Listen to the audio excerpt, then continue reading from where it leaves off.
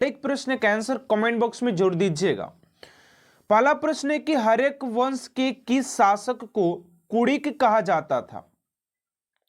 हर्यक वंश के किस शासक को कुड़िक कहा जाता था? तो राइट आंसर हो जाएगा आप सभी का ऑप्शन नंबर सी, यानी कि अजात शत्रु को कहा जाता था। चलिए अगला प्रश्न आप सभी का दूसरा नंबर क्वेश्चन कर रहा है कि किस शासक ने गंगा एवं सोन नदियों के संगम पर पाटलिपुत्र नामक नगर की स्थापना किया?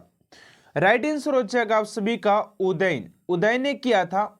ऑप्शन नंबर बी आप सभी का करेक्ट आंसर हो जाएगा। चलिए अगले प्रश्न की ओर बात करते हैं आप सभी का। नेक्स्ट क्वेश्चन है 3 नंबर, कह रहा है कि शिशुनाग वंश का वह कौन सा शासक था जिसके समय वैशाली में द्वितीय बौद्ध संगति का आयोजन किया गया? उसे काण काकवर्ण के नाम से भी जाना जाता है। तो राइट आंसर हो जाएगा आप सभी का कालाशोक। Option number B. Option number B आप सभी का करेक्ट आंसर हो जाएगा। चलिए अगले प्रश्न की ओर बात करते हैं आप सभी का। 4 नंबर क्वेश्चन है कि 323 ईसा पूर्व में सिकंदर महानु की मृत्यु हुई थी। कहां पर हुई थी? तो राइट आंसर हो जाएगा आप सभी का बेबीलोन में हुआ था। बेबीलोन ऑप्शन नंबर बी हो जाएगा। चलिए अगले प्रश्न की ओर बात करते हैं आप सभी का। 5 नंबर क्वेश्चन है कि सिकंदर महान एवं पोरस पुरी की सेनाओं ने निम्नलिखित में से किस नदी के आमने सामने वाले तट पर पड़ाव डाला हुआ था? तो 5 का हो जाएगा बी, यानी कि झेलम नदी मेरा राइट आंसर हो जाएगा। Option number B. चलिए अगले क्वेश्चन की ओर बात करते हैं आप सभी का। 6 नंबर क्वेश्चन है कि किस मृदभांड भारत में द्वितीय नागरीकरण शहरीकरण के प्रारंभ का प्रतीक माना गया है? तो 6 का हो जाएगा ऑप्शन नंबर सी, यानी कि उत्तरी काले पालिशकृत बर्तन। चलिए नेक्स्ट क्वेश्चन की ओर बात करते हैं।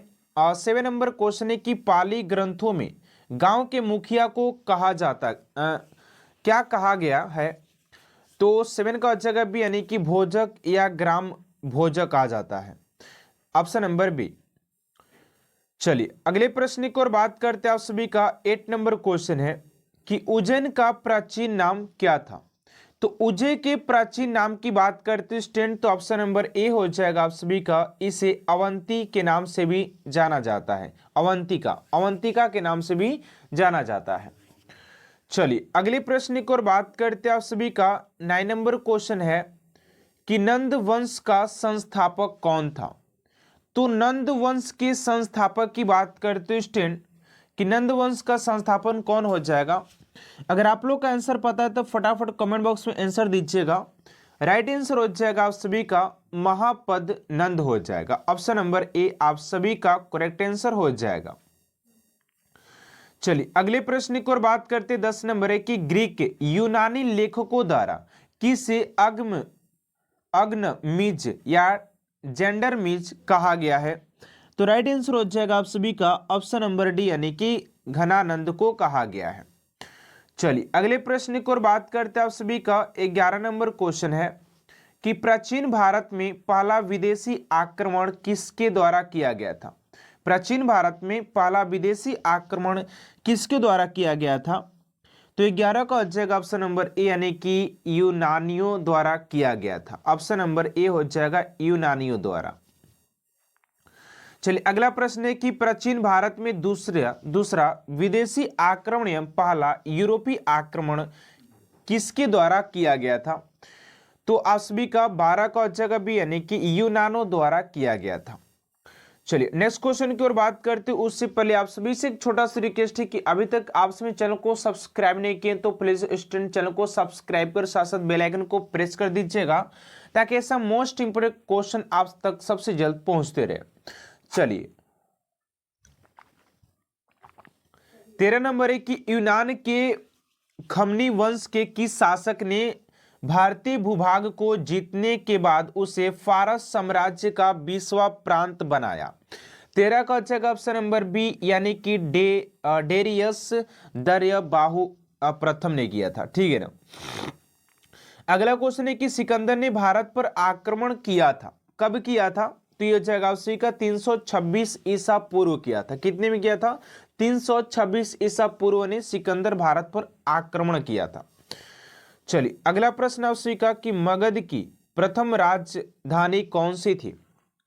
तो मगध की प्रथम राजधानी की बात करते हो तो आपसे के गिरिव्रज या राजगिरी हो जाएगा। अगला है कि किस शासक द्वारा सर्वप्रथम पाटलिपुत्र का राजधानी के रूप में चयन किया गया? तो वो था उससे कि उदयन था, उदयन के द्वारा, और उदयन ने इसकी स्थापना भी किया था। ठीक है ना। चलिए अगला प्रश्न है कि 16 महाजन पदों की सूची उपलब्ध है कहां पर? तो ये हो जाएगा अंगुत्तर निकाय में, ये कहां पर है? उपलब्ध है। अगला क्वेश्चन आपसे का कि निम्नलिखित में से मगध का कौन सा राजा सिकंदर महान का समाकालीन था? तो ये हो जाएगा बी यानी कि घनानंद हो जाएगा। नेक्स्ट क्वेश्चन है कि प्रथम मगध साम्राज्य का उत्कर्ष किस सदी में हुआ था? तो प्रथम मगध साम्राज्य के उत्कर्ष की बात करते तो ये हो जाएगा आपसी का 6ठी सदी ईसा पूर्व हुआ था। नेक्स्ट क्वेश्चन 20 नंबर के अभिलेखीय साक्ष्य से प्रकट होता है कि नंद राजा के आदेश से एक नहर खोदी गई थी। राइट आंसर हो जाएगा कलिंग में खोदी गई थी। चलिए अगला क्वेश्चन है कि पहला ईरानी शासक जिसने भारत के कुल भाग को अपने अधीन किया था? तो 21 का हो जाएगा ऑप्शन नंबर सी यानी कि डेरियस ऑप्शन नंबर सी हो जाएगा। चलिए नेक्स्ट क्वेश्चन आपसे 22 नंबर की मगध के राजा अजातशत्रु का किस गणराज्य के साथ युद्ध रहा? 22 का हो जाएगा वज्जी यानी कि वैशाली। अगला है कि नंद वंश का अंतिम सम्राट कौन था? तो नंद वंश के अंतिम सम्राट की बात करते तो ये हो जाएगा घनानंद ऑप्शन नंबर बी हो जाएगा। अगला है कि भारत में सिक्कों या मुद्रा का प्रचलन हुआ था? तो ये हुआ था उसी के 600 ईसा पूर्व में हुआ था। नेक्स्ट क्वेश्चन है कि मगध सम्राट बिंबिसार ने अपने राजवैद्य जीवक को किस राज्य के राजा की चिकित्सा के लिए भेजा था? तो ये विदा किया था उसी के अवंती के राजा। उसी का पहला प्रश्न क्या दिया गया, ध्यान से देखिएगा। पहला प्रश्न करा कि चाणक्य का अन्य नाम क्या था? तो चाणक्य की अन्य नाम की बात करते तो ये हो जाएगा आप सभी का विष्णुगुप्त ऑप्शन नंबर बी। अगर स्टूडेंट अगर आप सभी को किसी भी प्रश्न का अगर आंसर पता होता है तो आप लोग फटाफट कमेंट बॉक्स में लिख सकते हैं कि सर इस क्वेश्चन का राइट आंसर ये हो जाएगा। ठीक है ना। चलिए अगले प्रश्न की ओर बात करते हैं आप सभी का। अगला क्वेश्चन है करें कि निम्नलिखित में से किसकी तुलना मैकियावेली के प्रिंस से की जाती है? तो राइट आंसर हो जाएगा आप सभी का ऑप्शन नंबर बी यानी कि कौटिल्य का अर्थशास्त्र के साथ इसकी तुलना की जाती है। ऑप्शन नंबर बी हो जाएगा। चलिए और सारे प्रश्न आपसे के कहीं ना कहीं एसएससी एग्जाम में पूछा हुआ प्रश्न। ठीक है ना। अगला क्वेश्चन है कि वह शासक कौन था जिसने राज सिंहासन पर बैठने के लिए अपने बड़े भाई सुसीम की हत्या की थी? ती हो जाएगा आप सभी का अशोक ऑप्शन नंबर ए आप सभी का करेक्ट आंसर हो जाएगा। चलिए अगले प्रश्न की ओर बात करते हैं। आप सभी का 4 नंबर क्वेश्चन है कि निम्नलिखित में से सम्राट अशोक की वह पली कौन थी जिसने उसे प्रभावित किया था? वह पली कौन थी? तो 4 का राइट आंसर हो जाएगा आप सभी का ऑप्शन नंबर डी यानी कि कारुवाकी हो जाएगी ऑप्शन नंबर डी।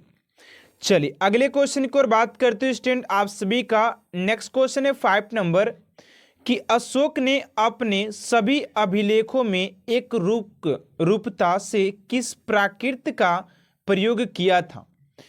तो 5 का राइट आंसर हो जाएगा आप सभी का ऑप्शन नंबर ए यानी कि अर्धमागधी का प्रयोग किया था। ऑप्शन नंबर आप सभी का ए इज राइट आंसर हो जाएगा। चलिए अगले प्रश्न की ओर बात करते हैं आप सभी का 6 नंबर क्वेश्चन है। यहां पर 6 नंबर क्वेश्चन कर रहा है कि बिंदुसार ने विद्रोहियों को कुचलने के लिए अशोक को कहां भेजा था?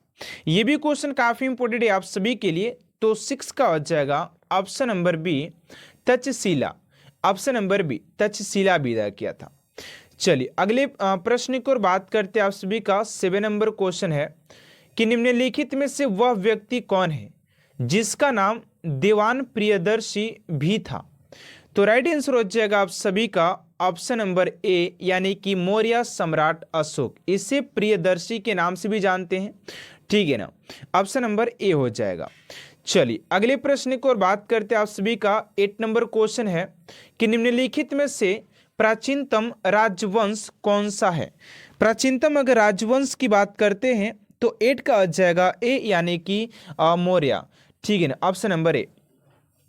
चलिए स्टूडेंट, आपसे क्लास इतना फास्ट इसलिए कराया जा रहा है क्योंकि इस क्लास के अंदर आपसे को सिर्फ प्रैक्टिस किया जा रहा है, ठीक है ना। ये नहीं कि आपसे की तैयारी कराया जा रहा है, आपसे की प्रैक्टिस कराया जा रहा है, जिनमें कि आप लोग सिर्फ 10 से 15 मिनट के अंदर टोटली एक टॉपिक को द एंड कर सके, ठीक है। 9 नंबर क्वेश्चन है कि कौटिल्य चाणक्य किसका प्रधानमंत्री था। कौटिल्य चाणक्य किसका प्रधानमंत्री था। तो 9 का आ जाएगा ऑप्शन नंबर बी, यानी कि चंद्रगुप्त मौर्य का था। Option number B. चलिए अगला प्रश्न आप सभी का 10 नंबर। कलिंग विजय के उपरांत अशोक महान ने निम्नलिखित में से किस धर्म को अंगीकार कर लिया था। तो 10 का आ जाएगा ऑप्शन नंबर बी, यानी कि बौद्ध धर्म को। बौद्ध धर्म ऑप्शन नंबर बी हो जाएगा।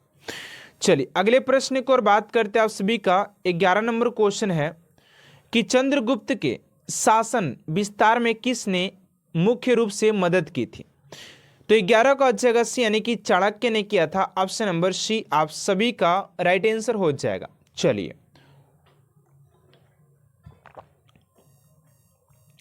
अगला प्रश्न आप सभी का कि सांची किस कला व मूर्ति कला का निरूपण करता है।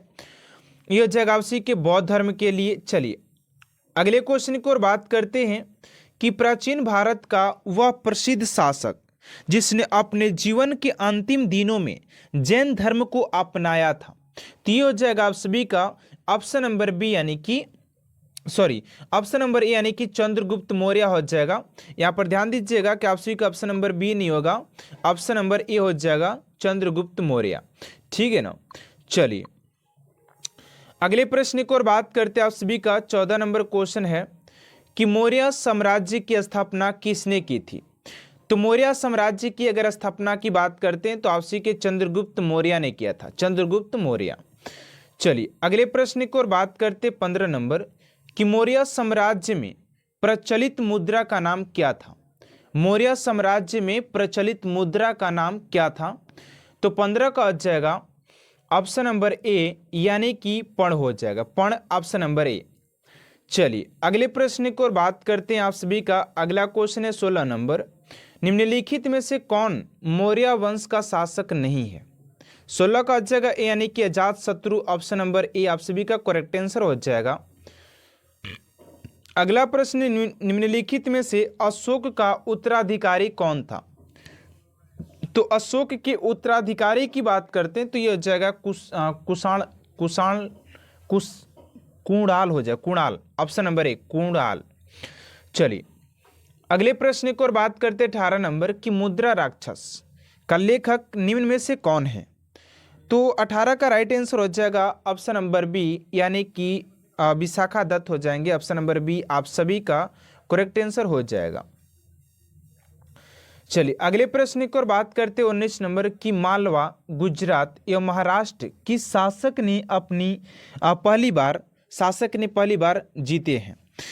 तो 19 का जाएगा आप सभी का ऑप्शन नंबर डी, यानी कि Chandragupta Maurya option number D. Option number D आप सभी का करेक्ट आंसर हो जाएगा। चलिए अगले प्रश्न की ओर बात करते 20 नंबर क्वेश्चन है कि किसने सहिष्णुता, उदारता और करुणा के त्रिविध आधार पर राजवंश की स्थापना की। तो 20 का हो जाएगा ऑप्शन नंबर ए, यानी कि अशोक आप सभी का करेक्ट आंसर